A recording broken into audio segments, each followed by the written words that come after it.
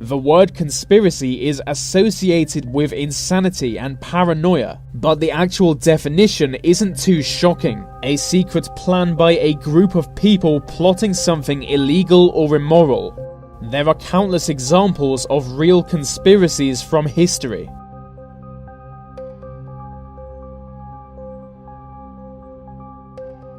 For several decades now, people have been making allegations that the CIA has been selling hard drugs to the black community. The amount of evidence is now overwhelming. We know it's happened. The CIA pushed crack cocaine into Los Angeles in the 1980s. The drug money helped to fund foreign CIA operations. Many former officials have come forward to expose this. Much of the profits funded anti-communist forces during the Nicaraguan War. Nicaragua was where some of the drugs were grown. The evidence for this is all in the National Archives.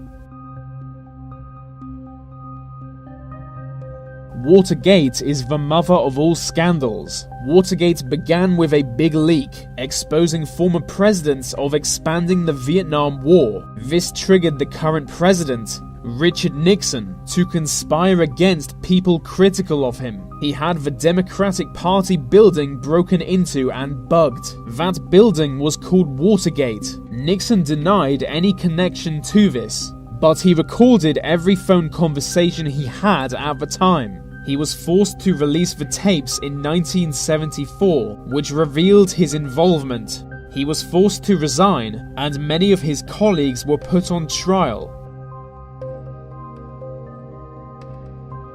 This one is going to sound ridiculous, but it really did happen. In the 1960s, the Haitian government was struggling against militant rebel groups. CBS News agreed to fund a rebel group planning a government overthrow. In return, CBS would have exclusive access to film the conflict. The conspiracy was set to happen, but the US government arrested rebel leaders to prevent it. It's hard to believe a news corporation would try to invade a country.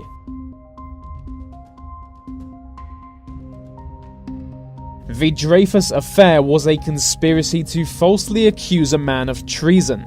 He was Alfred Dreyfus, a French military officer. When important information was leaked to the Germans, he was blamed. He was sent to a South American prison island for 5 years. But it soon came to light that the information was leaked by a different officer. By this time, the French people knew what was going on and demanded a retrial. Dreyfus was found guilty once again, but political pressure led to him being pardoned. It was a blatant conspiracy to blame a Jewish person for someone else's crime.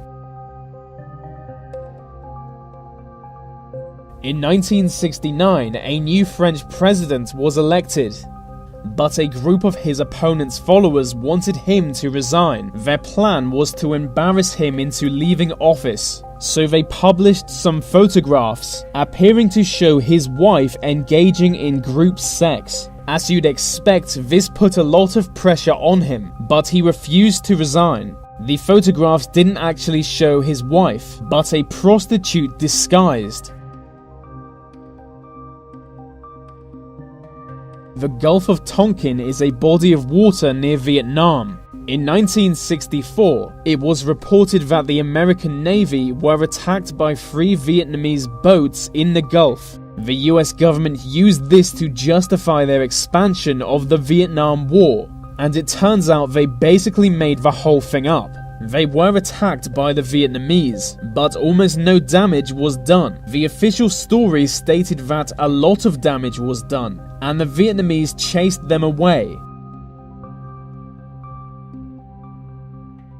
During the 17th century, one of the major European powers was an unofficial empire called the Habsburg monarchy. The Ottoman Empire was a major power rival to them, but the two empires signed a peace treaty in 1664. The treaty put Hungary under Habsburg control. The Hungarian people hated the Habsburgs and therefore this arrangement. A group of influential Hungarians formed a conspiracy against them. They appealed to other European powers to support their liberation. After failing to convince England, France, Poland, and Sweden, they got desperate.